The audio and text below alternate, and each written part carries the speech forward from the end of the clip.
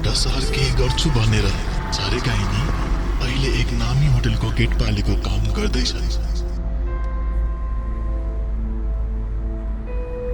करिब 8-9 घण्टाको लामो ड्युटी सकेपछि थकान मेट्न सधैँ आफ्नो कोठामा जाने गर्दछन्। अब हेरौं यिनको बाँकी जीवनी।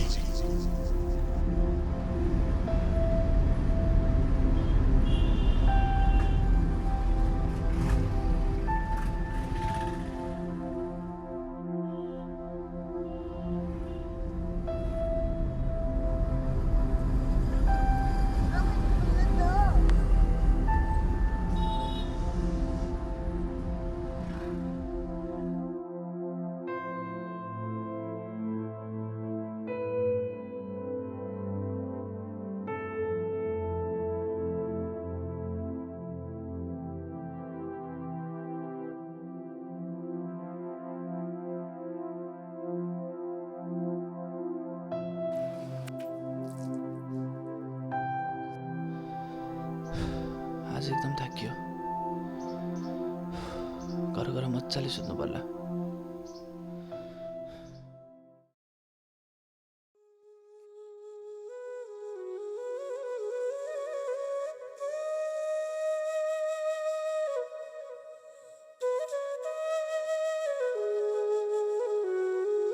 यिनी हुन् अर्को पात्र कुम्भराज उर्फ कुम्भे।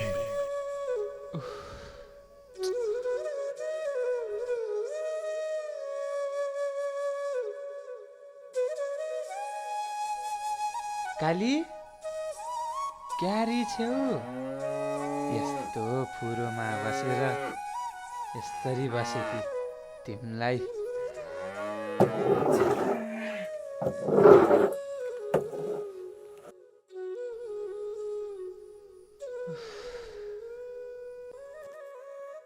धने सँगसँगै एउटै गाउँमा हुर्केका। पारिवारिक स्थिति अलिक कमजोर भएको कारण सानोमा त्यति राम्रो शिक्षा प्राप्त गर्न सकेन र सहरमा एउटा मानी व्यक्तिको घर गोठालोको काम गर्दै आएका छन्।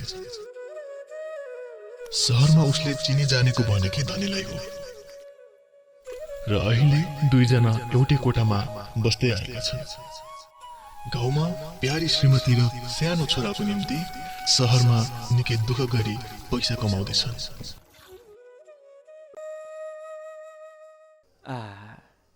साँझ नि परिछ, आजले यति गर्छु। शरीर नि थाकेछ क्यारे। अब भोलि बिदा नि छ। भरे धनी दाईसँग मोबाइल मागेर मस्त सानीसँग कुरा हेर्नु पर्यो।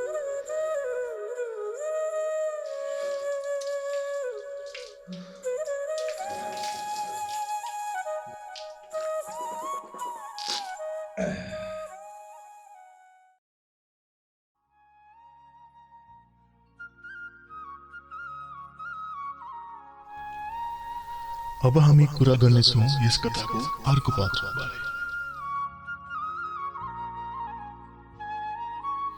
यिनी हुन् सानी, नाताले कुम्भेको श्रीमती र धनीको भाउजू।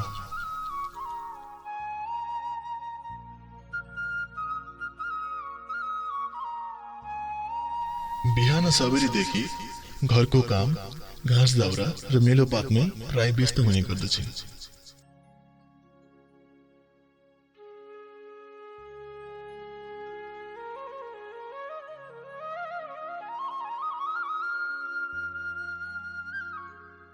र साथसाथै आफ्नो सानो छोराको नि हेरचाह गर्दछन्। अब हेरौं यी तीनै पात्रको बाँकी जीवन।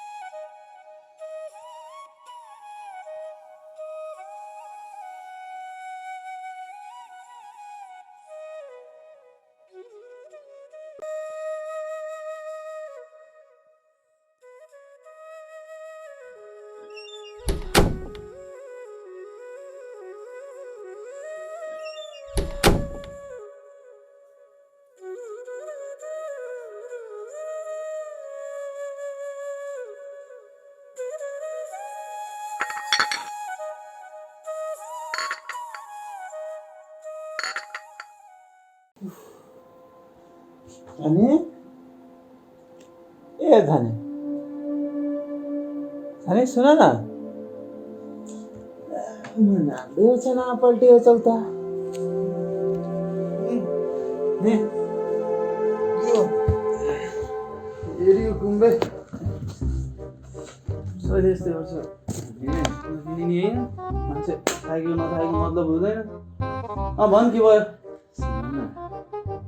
अब भनिसियो त के सही गरी बक्स्यौँ त्यहाँ गाममा कि मेरो सानीलाई कि फुल लगाइदेऊ न स्वर सुन्न नपाएर मुटु भुटु भइछ हुन्छ नि गुम्बे राजा अब हजुरले नै भनी बक्सेसी नाइ भन्ने कुराहरू आइसिँदै आइसिन्न फुल लगाइदिन्छु म जरिसियो अझ सानीसँग कुरा गर्नु पर्यो होला नि खुब धेरै नबोल्ने त्यहाँ फेरि धन्यवाद अचम्मै अचम्मै बेला बेला फोनमा पैसा नहाल्दा हुन्छ तिमीले भन्दा बढी मैले हाल्यो छु तिम्रो फोन बाँच्यो भने मेरो पैसाले कुरा हाल्छ ल छिटो छिटो कुराहरू त्यहाँ लामा नबोल्ने फेरि त्यहाँ फेरि काहीँसँग पनि बोल्न मिल्ने गरी ठिक्क बोल्नु नसिकाउँदा हुन्छ मलाई अब मैले सोध्ने भनेको सम्झो बिसन्चो त तिमी जस्तो 5-6 खान्छे छैनन् क्या अरे ल व्रत नबोल त्यहाँ अरूको निजी मामिलामा धेरै आँखा कान निहालेर बस्ने होइन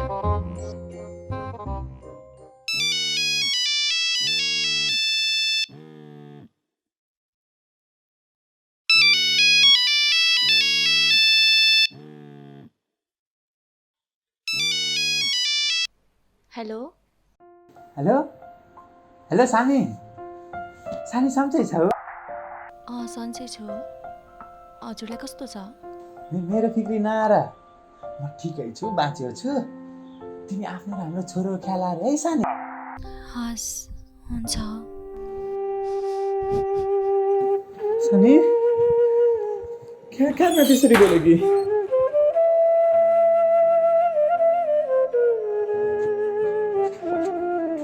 सानी क्या त्यसरी बोल्यो कि के भाउ छ र होइन त्यस्तो होइन हजुर कहिले आउने आउन त कुन नलागला र आफूले जान्दिनँ बाहिर हिँडु लड्न नि देऊ छैन रे खुलुसी आउँछ फेर्न अरे है सानी बरु भाउ चाहिँ के अरे बाबुलाई सानी सानी के भाउ छ बाबुलाई के भाउ छ के लाग्नुहुन्छ भाइ तिमी बाबुलाई सन्चो छैन 2 दिन भयो ज्वरो आउने रुगा लाग्ने भएको सानी नरौ त नहात्यौ त अस्पतालमा देखाउन लैजाऊ त अस्पताल लगेको हिजो औषध दिनुभएको छ तर निको नै भएको छैन पिर्ना सानी हजुरले पठाउनु भएको पैसा पनि सकियो माथिल्लो गरे दाजुसँग 3000 ऋण मागेर चलाएको छु अहिले हजुर कहिले आउने पैसा पिर्न अरे वरिपरि मिलाउँदै आएर न महेसी चुक्ताहरूलाई अहिलेलाई बाबु खेला अरे है सानी हस् हजुर सकेसम्म छिटो आउनु न है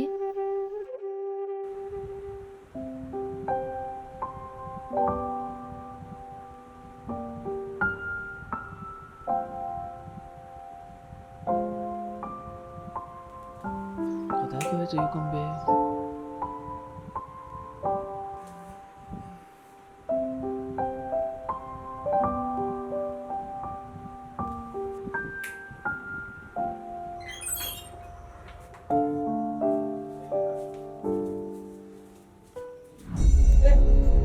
असकिने कुरा हेर जहिले थोरै कुराहरू भन्छु रामायण सुनाएर बस्छु पैसा छैन भनेको मोबाइलमा छिटो कुराहरू दाइछ सानी सानी तिमी पिर नआएर यो लन्डन खुल्न साथ आउँछु तिमी पिर नआएर है सानी ख्याल आरे हुन्छ हजुर पनि आफ्नो ख्याल गर्नु है मेरो फिक्री नआरे अहिलेलाई राख्छु उता धने दाइले मोबाइलमा आएको छन् ल बाई हेलो बाई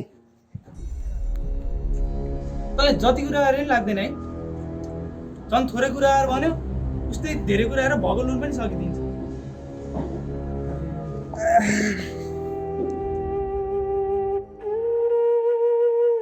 घर गाह्रो भयो भन्छन्, बाबुलाई नि सन्चो छैन रे, त्यही कुराहरू दाड्दै कुरो लम्बियो। के भयो बाबुलाई?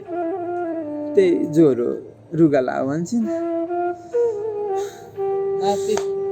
धेरै पिर नहर, अहिले भाइरल ज्वरो हो, सन्चो भइहाल्छ नि, पिर मान्नु पर्दैन। भए त राम्रो यो, के अहिले अब यस्तो नाति सन्चो हुन्छ। बरु खाना हिँड्न, यस्तो भोक लाग्यो मलाई। आइज पिर नहर न त पनि।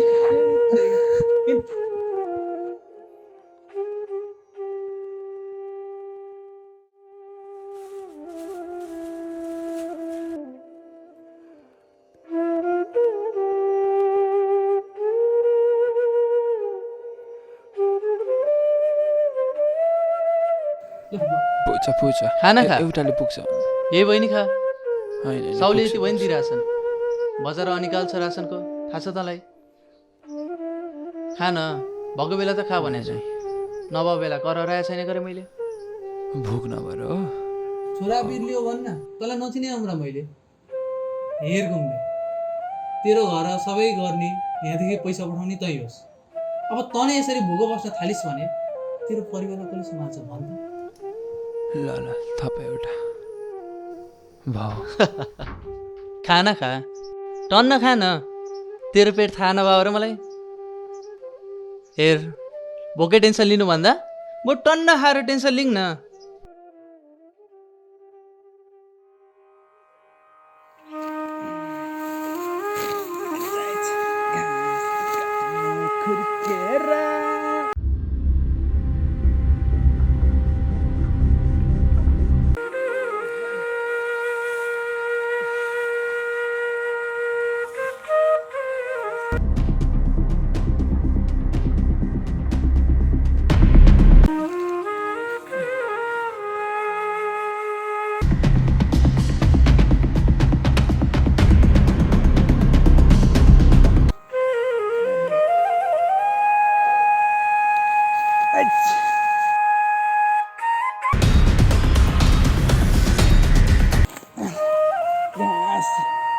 धने दाइ क्यार नआउने नि। कुम्बे, ए कुम्बे, हजुर के भाउ तर? तँलाई फोन आउँछ? कसको आउँछ? हेलो सानी। हेलो सानी।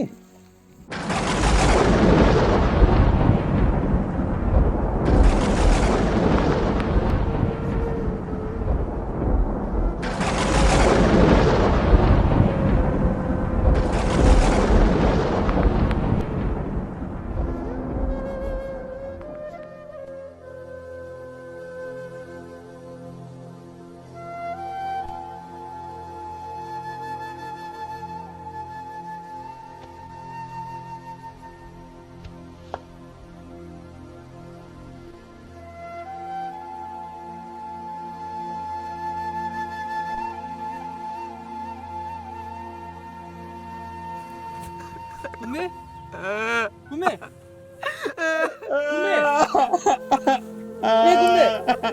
के भयो? मैले बचाउन सकिनँ मेरो बाबुलाई। अन्तिम पटक भेट्छु भन्दाखेरि पाइनँ मेरो बाबुलाई। मलाई बाँच्नु परेन, सुन म मर्छु। त्यस्तो नगर। मेरो छोरो ल्याए मलाई कसले दिउँछ?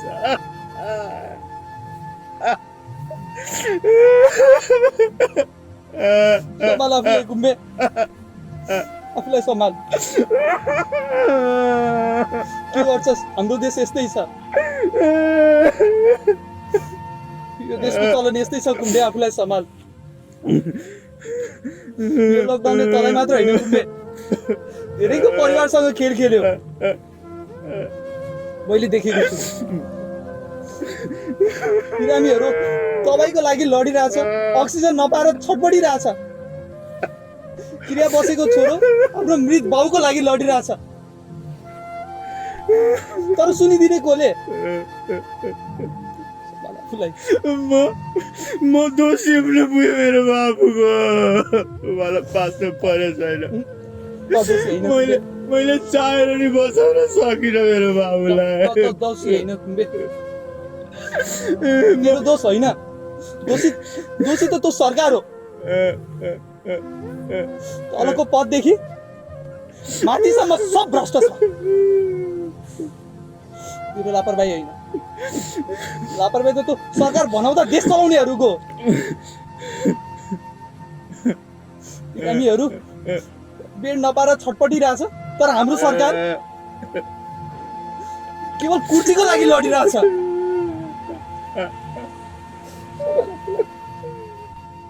दोषी त होइन तेरो केही दोष छैन सानै थियो बाबु बिचरा खेल्न नि पाएन संसार देख्न नि पाएन तेरो दोष होइन धेरै रोएका छन् अहिले त मात्र होइन मृतकको परिवार आफ्नो परिवारको लागि लडिरहेछ तर हाम्रो सरकार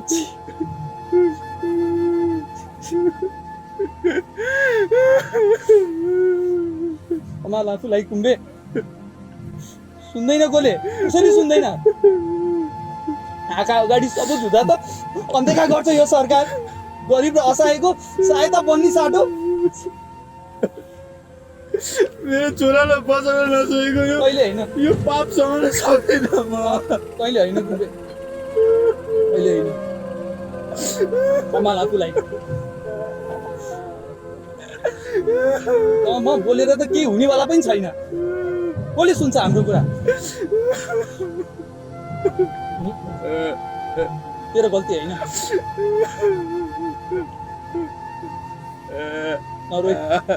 नरोई घुम्बे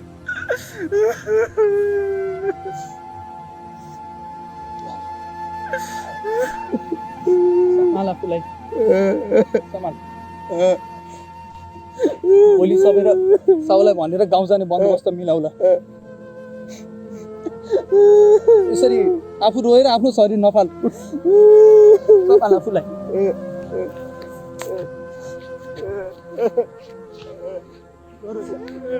नजाइन